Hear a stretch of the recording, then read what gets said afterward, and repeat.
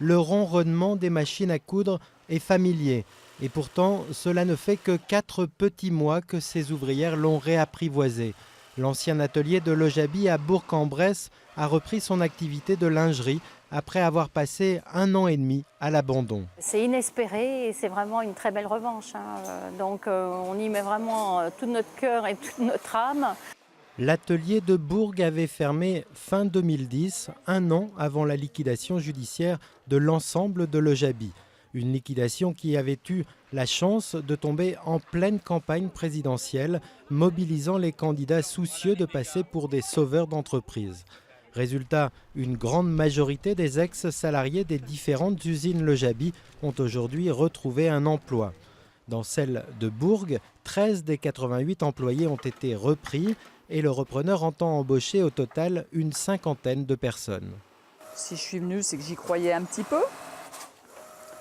Mais je pense qu'il y a quand même des choses dans la vie actuelle qui font que moi je ne suis pas sûre de durer.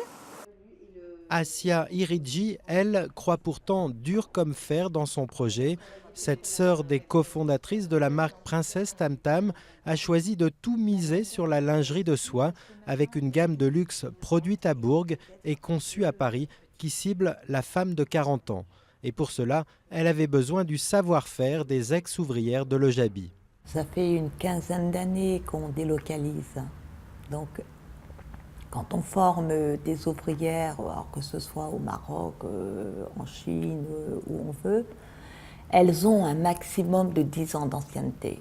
Et pour maîtriser la soie et puis ces matières très très fines que nous faisons chez Monette, on était obligé d'être vraiment dans un grade de qualité qui nécessitait en tout cas beaucoup d'expérience.